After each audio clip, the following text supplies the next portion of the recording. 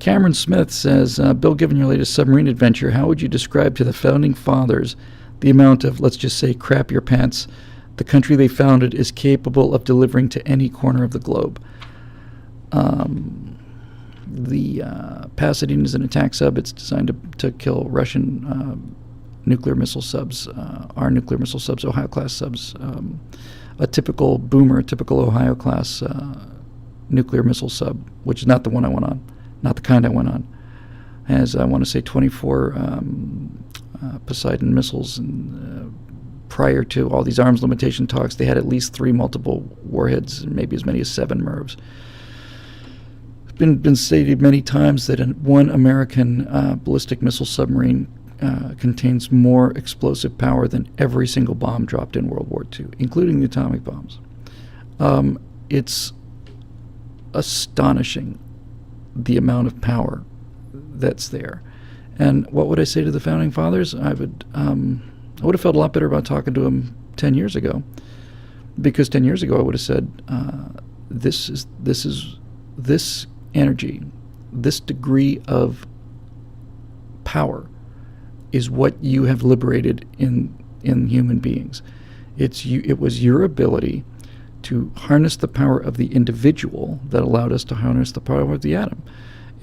If you had not set us free from the kind of tyrannical government that had always existed prior to you and still exists today. The government does everything. And if you're the cousin of the dictator, doesn't matter if you got a 60 IQ, you're going to be the minister of education, whatever. The idea that by freeing the individuals to pursue their own self-interest and allowing the individual drive and passion and dreams, by setting that free, by building a place where you could pursue that, you have liberated so much intellectual and spiritual and moral energy that we can now put a steel tube anywhere in the ocean at any time with enough firepower to, people say destroy the earth, that's silly, but enough firepower to easily kill 300-400 million people if you wanted to. Enough firepower to win an entire war. Enough firepower to make sure nobody ever attacks us. That's really what those subs are there for. Obviously, they're not offensive weapons, they're defensive weapons. And I would try to say to them, this is what you've done. And then I would have to, if we did it today, then I'd have to spend a fair amount of time explaining to them why we're throwing all of this away. I would have to explain to them that you've made us so free and so prosperous and so safe that we no longer feel like we have to work very hard. We no longer feel like there are any external threats.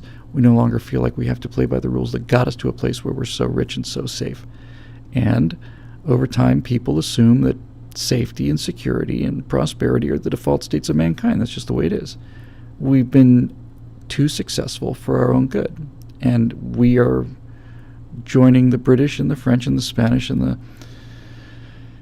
the Greeks and the Etruscans and the Romans and the Egyptians and the Babylonians and all the rest, the Assyrians. We're joining them in the same exact problem. Peak of your powers, all the competition goes away, all of the prosperity is here, and then things just fall right apart. So that would be a little tougher to explain to them, although I suspect they would understand that too. They were so brilliant, studied so much history,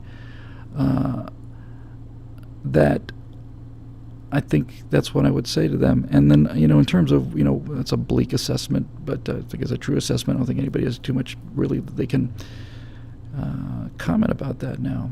I think the answer is, I know this is not the kind of thing you generally want to wish for, but I'm actually at the place now where I think a small catastrophe is, a small disaster is going to be the only thing that saves us from a huge catastrophe. When I say a small disaster, I mean something significant. If California's economy collapsed, for example, just collapsed, would that get people to change? I don't think so. I think, the thing about America that's so interesting is the fundamental uniqueness about America. The reason there is such a thing as American exceptionalism is because it's where all of the risk takers went. All of the smart, brave people came here. And didn't matter where they came from. What they had in common is they were smart and they were brave, and That's why this country pretty much assimilated people so well, because while they may look different and sound different, I'm not trying to pretend there's no racism or any of that nonsense, but fundamentally the reason that we're not rioting in the streets the way they are in Europe is because what we have in common is much greater than what we left. We're all smart, courageous people. And the reason America was so powerful was because the immigrants were bringing that, and the Native Americans. When I say Native, I mean the whites that were living here prior to the last immigrant wave. We had challenges here, and we didn't have endless supplies of money, and we didn't have a world where we don't have to worry about anything in terms of threats. So yeah, we just brought in more, we were magnetized, brought in more and more smart and brave people, got stronger and stronger and stronger, and now there's no threats, and now there's no real want, and we just assume that it's given, and we start behaving like the idiots that we're becoming. I posted on the Facebook page that guy went down to Santa Monica, Venice Beach, and he interviewed people on the beach. He said, "Who is our nation's capital named after?" And they couldn't tell him. They didn't know the name of the nation's capital. And once they said Washington, one woman said, "Was it named after Lincoln?" No. And then just to stick the knife in, the last people he interviews are these two young, probably late 20s couple from Italy, a man and a woman from Italy just visiting. He's got nothing but, I don't know. Well, who's the nation's capital named after? I don't know. I'm not good with dates. We'll just take a guess. I don't know. Finally, they interview these two 30-year-old Italians, and they say, who's America's capital named after? And they said, George Washington. And he said, what can you tell me about Washington? Well, he was a founder of the country. He was the general during the Revolutionary War, and he basically gave birth to the United States militarily, and that's why they named the capital after him. And I saw another one by the same guy, not just a day or two ago. He was walking down the streets of Venice on the beach in California, where the stupidest people live, and I ought to know because I'm here, asking them, did they think that I'm not making this up, would gun control have prevented Lee Harvey Oswald from shooting Jesus? And every single one of them said, no, I think if they wanted to get the gun, they'd get the gun anyway. So you think that Oswald would have shot Jesus whether there was gun control or not? Yeah, I think he probably would have gotten through.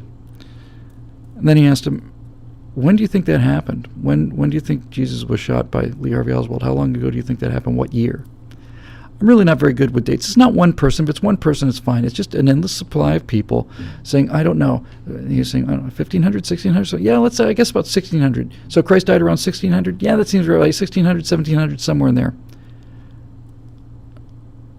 You know, this is the result of us being too successful. It's a result of our farmers being too good, and our military being too good, and our everything being too good, and then you just create a food supply for these leftist parasites to come in and just tell you that you're evil and wrong for having built all this wonderful stuff, and now we're going to take it away from you for your own good. We don't believe in heaven or hell or anything. We just are telling you that you're evil and you've done all these awful things, so give us all of this wealth that you've created, and we'll spend it for you. And we'll continue to tell you how awful you are, and we just buy it because we're guilty. We're guilty because we know we don't face the kind of threats that our ancestors faced, and if we did, we wouldn't be such dicks. And we're going to get the threats, don't you worry. That's what I'm quite sure of.